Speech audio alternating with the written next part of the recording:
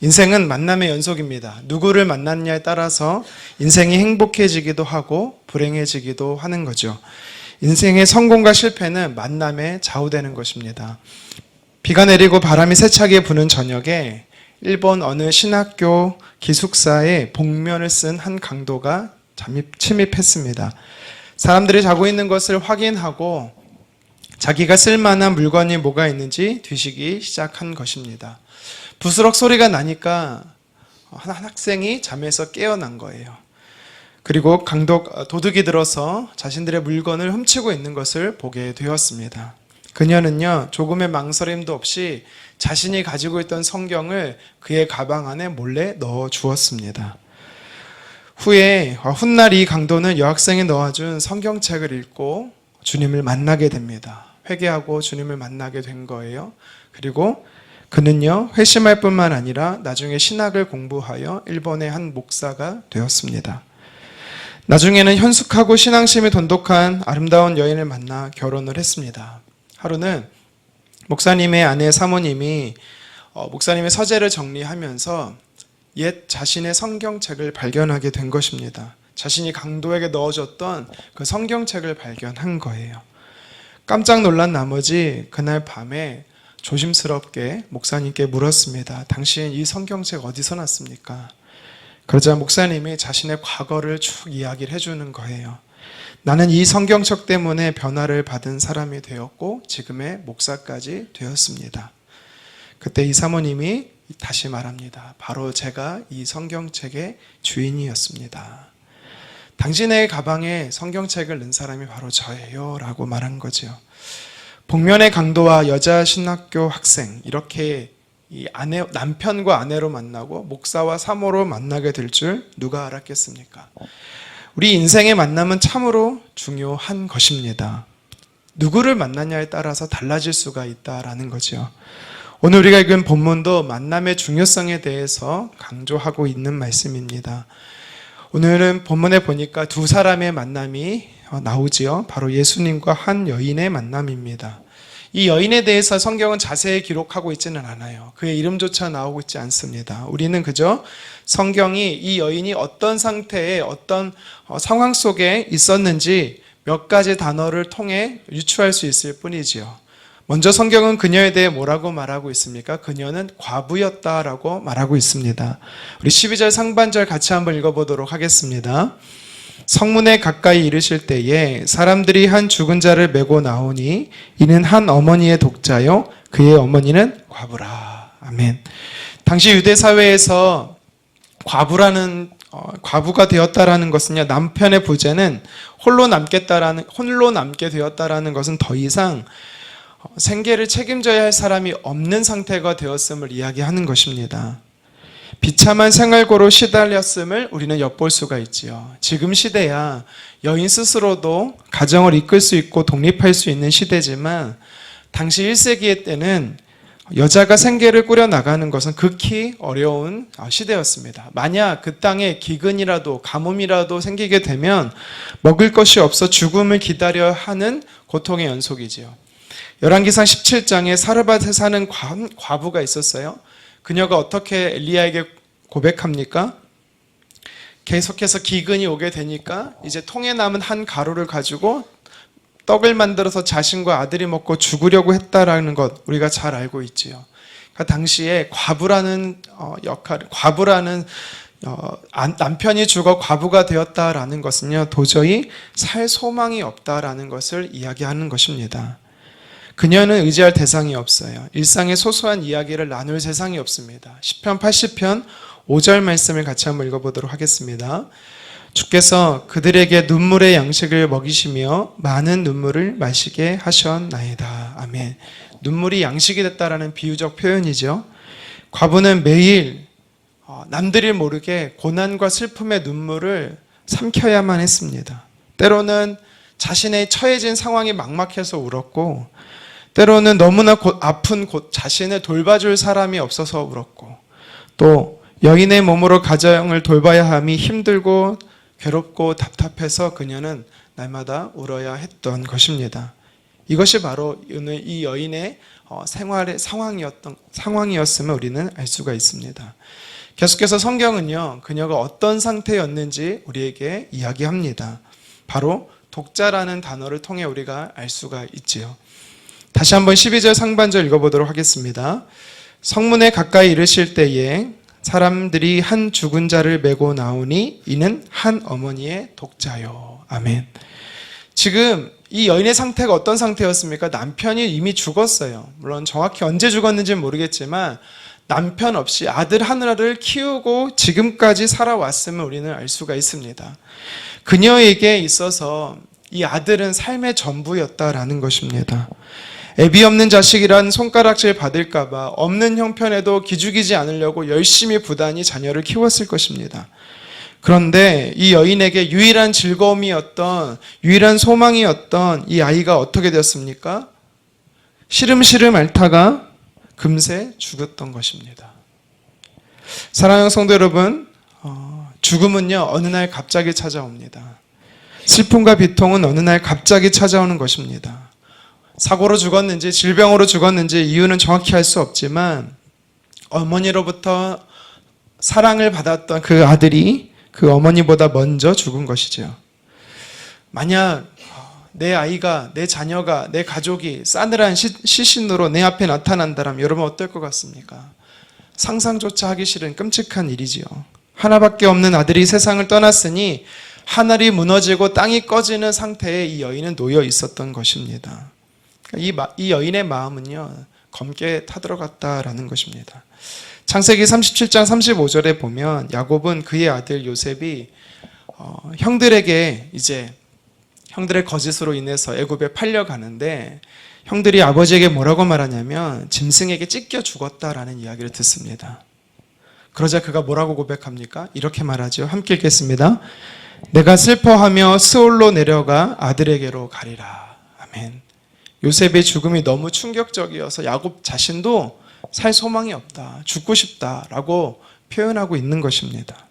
사무엘하 18장 33절에 보면 다윗도 그랬습니다. 다윗도 자신을 배신하고 자신을 죽이려고 했던 압살롬임에도 불구하고 자신의 왕권과 또 성을 빼앗았던 아들임에도 불구하고 그가 죽었다라는 말에 압살롬아 압살롬아 하며 다윗은요 통곡하며 울었습니다. 그러니까 이것을 보면 우리가 무엇을 알 수 있냐면 부모는 자식을 가슴에 묻는 것입니다. 시간이 가도 자신을 향한 부모의 눈물은 마를 날이 없는 것이지요. 이 소식을, 자식이 죽었다라는, 이 아들이 죽었다라는 소식을 듣고 사람들이 그녀의 가정으로 모이기 시작했습니다. 그리고 사람들은 그녀를 대신하여 장례 절차를 준비하게 되었던 것이지요. 유대 장례는요 우리나라와 다릅니다. 우리나라는 때로는 3일장, 5일장 이렇게 진행이 되지만 유대의 장례는 그날 하루 당일 절차가 진행이 됩니다. 그러니까 죽은 자를 메고 나가는 것은 보면서 우리가 무엇을 알 수 있냐면 이 독자가, 이 아들이 죽은 지 몇 시간이 안 되었음을 우리는 알 수가 있는 것이죠. 여러분 그런데 참 재밌는 표현이 나와요. 오늘 성경에 이 장소가 이름이 나인이라는 성이라고 말합니다. 여기서 말한 나인이라는 것은 히브리어로 즐겁다, 기쁘다라는 뜻입니다. 행복하다라는 뜻이에요. 그러니까 사람들이 그 마을의 이름 자체를 즐거운 곳, 행복한 곳, 그런 곳이라고 지을 정도로 그 마을 전체의 분위기는 좋은 곳이었어요.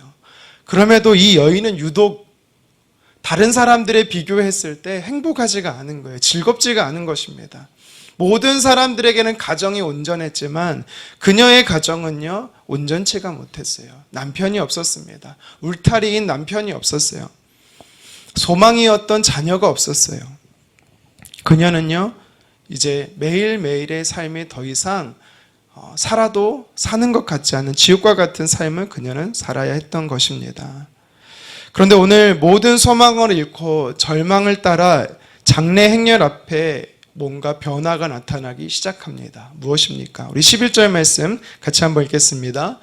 그 후에 예수께서 나인이란 성으로 가실새 제자와 많은 무리가 동행하더니. 아멘. 12절 상반절도 같이 읽겠습니다. 성문에 가까이 이르실 때에 사람들이 한 죽은 자를 메고 나오니. 아멘. 지금 나인이라는 성의 성문을 앞두고 들어가는 무리들과 나아가려고 하는 무리들이 겹치고 있음을 우리는 보게 되는 것이죠. 한쪽은 어떤 행렬입니까? 예수님을 따라 제자들과 많은 무리들이 들어오고 있는 것입니다. 반대로 다른 쪽은 어떤 행렬입니까? 과부와 그 마을의 사람들이 죽은 시신을 갖고 밖으로 나아가려고 하는 행렬인 것이지요. 한쪽은 낙심과 절망, 한쪽은 생명과 기쁨입니다. 소망입니다. 마치 그날 그 시간에 이곳에서 만나기로 약속한 것처럼 팽팽한 긴장감 속에 두 행렬이 서로 마주친 것입니다. 생명의 주가 되시는 예수님께서 들어오실 때 반대편에서는 사단이 자기의 전리품인 양 죽은 청년을 가지고 의기양양하게 걸어 나가고 있습니다. 여러분, 이것이 얼마나 의미 있는 만남입니까? 하나는 나인성으로 들어가신 예수님의 행렬이고 하나는 나인성 밖으로 나오는 과부 아들의 장례 행렬입니다. 한 행렬은 살리는 행렬이고 한 행렬은 죽어가는 행렬입니다. 한 행렬은 사람을 죽은 자를 살리지만 한 행렬은요 죽은 자를 땅에 묻어야 되는 행렬인 것입니다.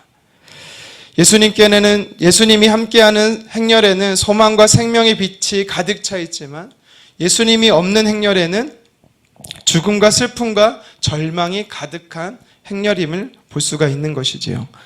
사랑하는 성도 여러분, 우리는요 둘 중에 한 곳을 늘 선택하게 되어 있습니다. 예수님이 계심으로 생명의 행렬에 우리가 서게 되느냐, 예수님이 없으므로 예수님의 부재로 인하여 죽음의 행렬에 따라가고 있느냐, 우리는 둘 중 하나를 따라가게 돼 있는 인생인 것입니다. 바라기는 저와 여러분들이 예수님을 내 주인으로, 내 삶의 주인으로 모심으로 인하여서 날마다 주님을 따라가는 행렬에 속하기를 주님의 이름으로 축원합니다. 예수님을 믿으면 천국을 향해 가는 인생이 되는 것입니다.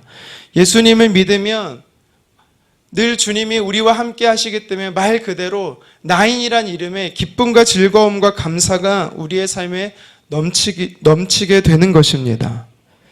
예수님과 여인의 만남은 우리에게 교훈하시는 메시지가 있어요. 첫 번째 메시지가 무엇이냐면 예수님은 우리를 보신다라는 것입니다.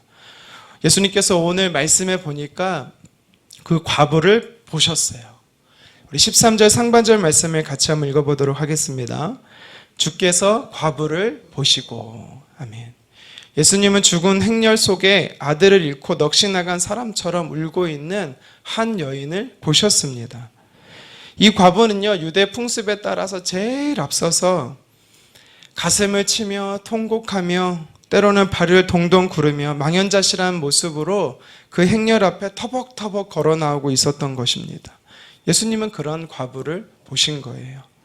아들 잃은 과부가 먼저 예수님을 본 것이 아니라 예수님이 먼저 그 여인을 본 것입니다. 우리의 삶도 마찬가지입니다. 절망에 있는 내가 먼저 예수님을 보는 것이 아니라 예수께서 절망 속에 있는 저와 여러분들을 먼저 보시는 줄 믿으시기를 바랍니다. 과부와 오늘 이 장례 행렬 속에 과부와 그녀의 아픔을 예수님은 보셨습니다. 슬퍼하며 애통하는 그 여인을 예수님이 보셨습니다.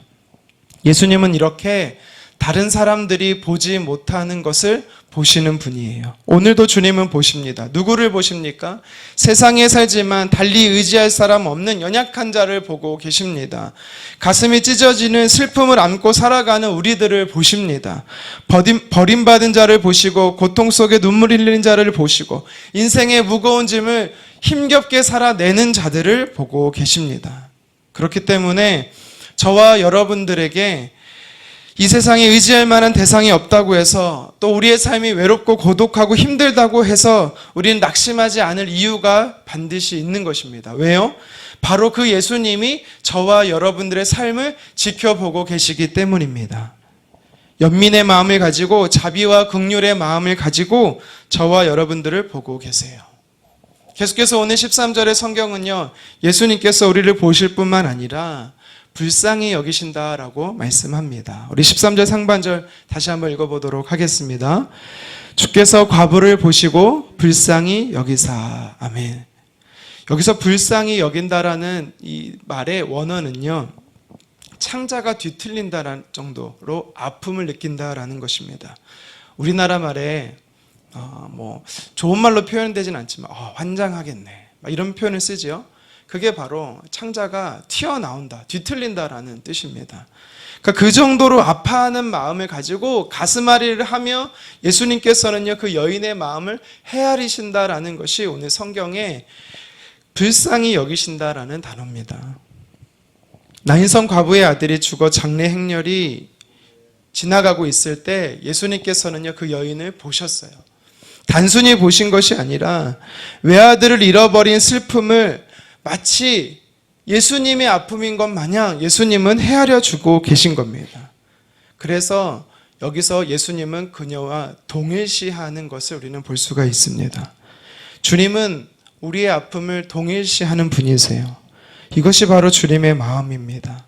우리가 고통당할 때 더 힘든 것은 그 이 고통당함을 위로해 줄 사람이 없을 때, 그때가 더 힘든 거예요. 그런데 예수님을 영접한 사람은 주께서 약속하시기를 홀로 두지 않으실 뿐만 아니라 그 아픔을 동일시함으로 마치 나의 아픔인 것 마냥 헤아려 주시겠다라고 말씀하고 있는 것이지요. 오늘 11절에 보면 성경은 이런 표현을 쓰고 있어요. 그 후에, 곧, 그 다음이라는 뜻입니다. 예수님께서는요, 앞선 사건이 있어요. 오늘 본문에 나인성의 이 한 여인을 만나기에 앞서 백부장의 종을 고치시는 사건을 예수님께서 기적을 행하세요. 그리고 그것을 행하자마자 바로 곧 멈추지 않고 이 나인성에 있는 여인에게 찾아왔다라고 성경은 이야기하는 겁니다. 예수님께서 백부장의 이 종을 고칠 때 그 장소가 어디냐면 가버나움이에요. 그리고 이 나인성까지는 무려 40km가 떨어져 있는 곳입니다. 예수님이 이 여인을 만나기 위해서 며칠이 걸렸는지는 모르겠지만 쉬지 않고 계속해서 달려오시는 모습을 보면서 아마 제자들은, 예수님을 따르는 무리들은 생각했을 겁니다. 무엇이 저렇게 급하실까? 도대체 왜 예수님은 멈추지 않고 계속해서 가고 계시는 것일까? 여러분, 이것을 보면서, 이 단어를 보면서 우리가 무엇을 알 수 있느냐면 예수님은 불쌍히 여기시는 자에게 온 초점을, 온 관심을 다하고 계시다라는 사실을 우리는 알아야 되는 것입니다. 사랑한 사람이 먼저 떠났다면, 삶의 고달픈 인생의 무게에 눌려 마음이 상한 분이 계시다면, 여러분, 오늘 성경은 우리에게 말씀하죠. 로마서 9장 15절입니다. 함께 읽겠습니다. 내가 긍휼히 여길 자를 긍휼히 여기고 불쌍히 여길 자를 불쌍히 여기리라. 아멘. 주님은요, 우리의 삶을 불쌍히 여기신다라는 겁니다. 긍휼히 여기신다라는 거예요. 저와 여러분들의 삶을 홀로 두시는 분이 아니라 내가 어떤 상황에 처해 있어도 똑같은 눈높이에서 동일시하면서 주님은 저와 여러분들을 만나주시는 좋으신 분이심을 믿으시기를 바랍니다. 그리고 그 주님께 나의 인생의 문제를 맡기셨으면 좋겠습니다. 나인성의 과부를 바라보시고 불쌍히 여기신 주님께서는요, 이제 이 여인을 향해서요, 한 말씀을 하고 계세요. 뭐라고 말씀합니까? 울지 말라라고 말씀하죠. 우리 13절 다시 한번 보도록 하겠습니다. 주께서 과부를 보시고 불쌍히 여기사 울지 말라 하시고. 아멘. 저는 신방을 하면서요, 성도님들을 만나면 위로해야 될 상황들이 많이 놓여 있을 때가 있습니다. 이번에 몽골에서도 마찬가지예요. 저희가 이제 4개조로 나눠서 한 가정씩 방문을 해서 신방을 했었는데요. 제가 방문했던 곳은 사람을 죽인 현장에 있었을 뿐인데도 불구하고, 그러니까 사람을 살해한 자가 아님에도 불구하고 그 사람이 범인으로 지목돼서 감옥에 무려 10년을 갇혀 지내야만 했던 여인의 집이었습니다. 감옥에 갇히고 너무 고통을 당한 나머지 심지어 양쪽 귀를 듣지 못하게 된 상태에 있는 여인이었어요. 그 여인이 이제 예수님을 믿은 지 2달이 된 것입니다. 가봤더니 남편과 이혼하고 아이도 군대에 가 있고, 그리고 일할 수도 없어요. 듣지 못하니까 일할 수가 없는 겁니다. 기도 제목을 저희한테 요구합니다. 꼭 기도해 주세요라고 문자로 이렇게 알려주시는데 듣기를 원한다라는 거예요. 여러분, 제가 기도한다고 들을 수 있을까요? 네, 아멘 하신 분이 없네요. 그 마음에 물론 제가 제 능력은 없죠. 하나님께서 그분에게 능력을 행하시면 저는 들을 수 있다라고 믿습니다. 그런데 제가 무엇을 이야기하는 거냐면 저는요 그분의 아픔을 어느 정도는 이해할 수 있어도 진심으로 전심으로 헤아릴 수는 없는 연약한 자라는 것입니다. 울면서 기도는 해줄 수가 있어요. 그런데 그때뿐이에요. 시간이 지나면 잊어버려요. 그게 사람입니다. 그런데 우리 주님은 달라요. 오늘 성경에 뭐라고 말하고 있습니까? 주님은 고통을 헤아리실 뿐만 아니라 그 아픔을 이해하실 뿐만 아니라 울지 말라라고 말씀하는 분이세요. 이 울지 말라는 뜻은 뭐냐면 단순히 더 이상 눈물을 그쳐 눈물을 닦아 이 정도로 말씀하시는 것이 아니라 내가 너의 슬픔을 바꾸어 기쁨이 되도록 변화시켜 줄게 라는 의미가 담겨 있는 말씀입니다. 다시 말하면 너의 인생의 근원적 문제를 내가 해결해 줄게 라고 말하고 있는 것입니다. 그래서 저도 그래서 이 말씀을 제가 기억하고 여자 성도님을 놓고 기도할 때 예수님을 의지하기를 간절히 기도했습니다. 왜요? 예수님만이 우리 삶의 문제의 근원을 해결해 주실 수 있는 유일한 분이시기 때문입니다. 히브리서 4장 15절은 우리에게 이렇게 말해요. 같이 한번 읽겠습니다. 우리에게 있는 대제사장은 우리의 연약함을 동정하지 못하실 이가 아니요 모든 일에 우리와 똑같이 시험을 받으신 이로되 죄는 없으시니라. 아멘. 여러분 주님이 우리 연약함을 유일하게 동정하시는 분이시다라는 것입니다. 예수님께서는요 장래 행렬을 따라 아들을 바라보시는 그 어미의 모습을 보고 과부 여인의 모습을 보며 무엇을 연상하고 묵상을 했을까요? 저는 이 말씀을 묵상하면서 조금 있으면 십자가에 달려 죽으셔야만 하는 자신의 예수 그리스도를 묵상하지 않았을까 생각합니다. 멸시와 천대와 조롱과 채찍과 고통의 길을 가셔야 하는 그 예수님을 묵상하셨고 그 아들 하나밖에 없는 아들을 십자가에 내어 죽여야만 하는 하나님 아버지의 마음을 예수님께서 헤아리지 않으셨을까 생각이 됩니다. 그래서 예수님은 이 여인에게 있어서 진정한 위로자가 될 수 있는 것이죠. 다시 말하면 저와 여러분의 삶에 주님이 유일한 문제의 근원을 해결해 주실 수 있는 분이 된다라는 것입니다. 이 세상에 살면서 눈물을 흘려보지 않은 사람이 과연 있을까요? 없을 겁니다. 우리는요 태어나면서부터 울고 죽는 그 순간까지 우는 인생입니다. 우리가 눈물을 흘릴 때 우리 주님은 결코 우리를 외면하지 않으십니다.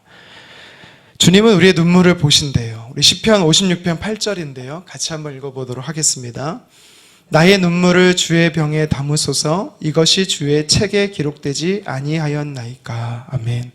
주님이 우리의 눈물을 보신다라는 거예요. 주님은 우리의 눈물을 보실 뿐만 아니라 주께서는 우리의 눈물을 닦아주시는 분이십니다. 회복을 주시는 분이시죠. 한 아이가 엄마에게 이런 얘기를 합니다. 엄마, 예수님은 쓰레기통 같아.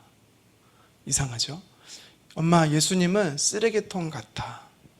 당황해서 어머니가 아이에게 묻습니다. 왜 예수님이 쓰레기통이야? 우리 예수님은 내게 있는 나쁜 것은 다 가져가고 늘 예수님에게 있는 좋은 것만 주시잖아. 여러분 우리 안에 있는 더러운 것, 나쁜 것, 슬픈 것, 아픈 것, 고통과 질병 모든 것 예수님은 가져가시는 좋으신 분이세요. 예수님 안에 있는 좋은 성품, 예수님 안에 있는 귀한 것으로 우리에게 채워주시는 좋으신 분이세요. 눈물은 고통과 슬픔, 죽음과 불행을 상징하지요. 내 안에 있는 나쁜 것, 더러운 것, 고통스러운 것 여러분 우리가 눈물과 함께 주님께 올려드리기를 간절히 원합니다. 예수님께서는요 우리의 눈물을 보시고 복된 것, 감사할 것으로 여러분들의 삶 안에 반드시 채워줄 줄 믿습니다.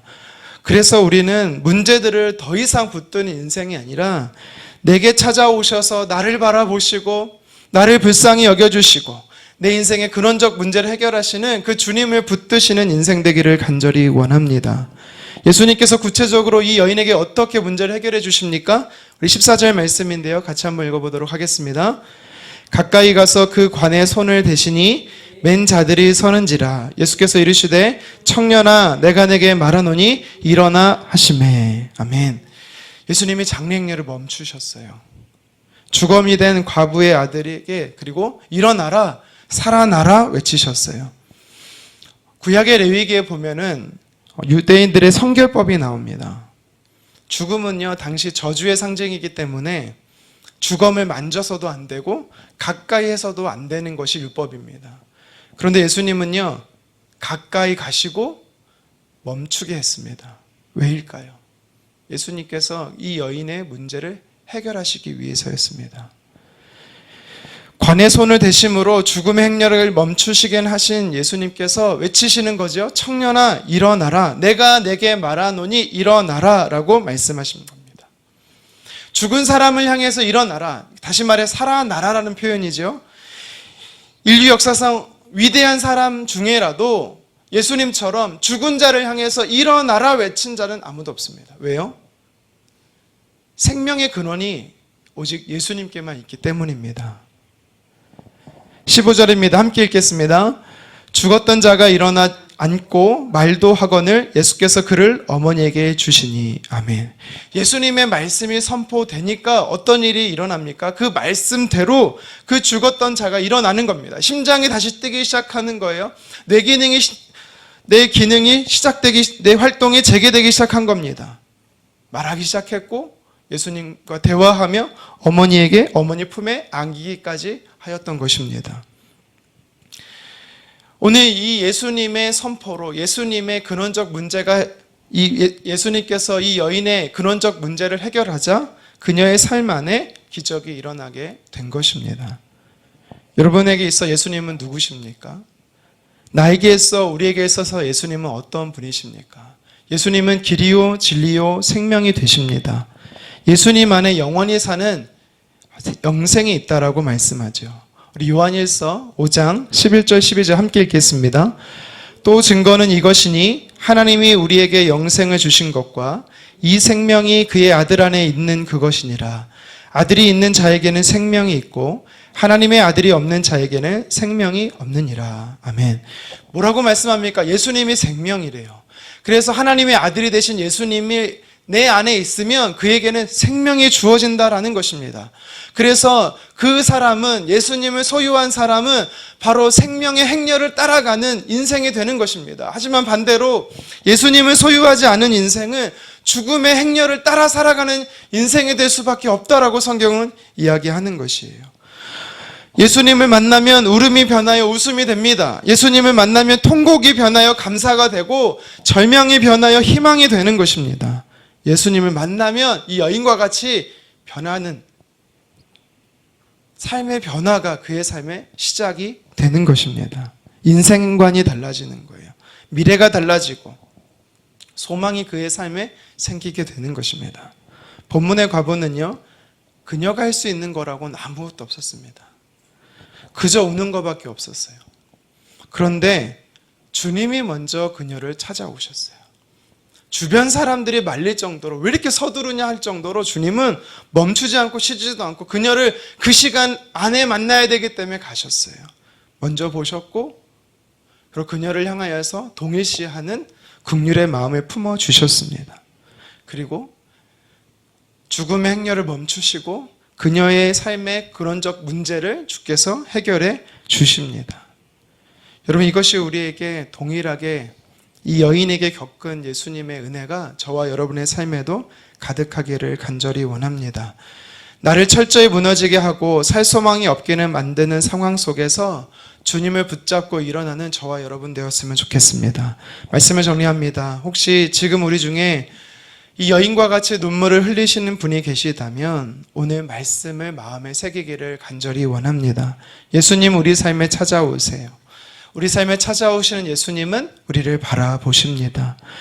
지극히 느긋하게 천천히 찾아오시는 분이 아니라 서둘러서 아주 급하게 쏜살같이 찾아오시는 분이 주님이세요. 내가 SOS를 치면 거절하지 않으시고 당장 그 시간 그 장소에 나타나는 분이 바로 예수님이십니다. 그리고 그 예수님은 나를 불쌍히 여기세요. 이사야서 42장 3절의 말씀처럼 상한 각대를 꺾지 아니하며 꺼져가는 등불을 끄지 아니하시는 분이 바로 우리 주님이세요. 저와 여러분들은 바로 이 상한 갈대와 같아요. 꺼져가는 등불과 같습니다. 아주 미약한 존재예요. 하나님의 도움 없이는 단 하루도 살 수 없는 연약한 자들입니다. 그런 주님께서요, 오늘 16절의 말씀처럼 자기 백성을 돌보시는 하나님, 자기 백성을 위로하기 원하시는 아버지 하나님이십니다. 그 주님이 저와 여러분들에게 찾아오심으로 우리의 근원적 문제를, 개인과 가정과 일터의 문제를 해결해 주실 것을 믿으시기를 바랍니다. 그래서 예수님이 절대적 우리의 삶에 필요한 것입니다. 생명의 주인 되신 예수님을 나의 구주로 영접하시고 오늘도 그분과 동행하기를 간절히 원합니다. 죽음의 행렬이 아니라 삶과 소망의 행렬 편에 서서 주님을 따라가는 저와 여러분 되기를 간절히 원합니다. 예수님을 만나 새 생명과 새로운 삶을 시작한 이 나인성의 과부와 그의 아들과 같이 저와 여러분의 삶에도 예수님을 통해서 새로운 삶의 시작과 놀라운 은혜가 가득하기를 주님의 이름으로 축원합니다.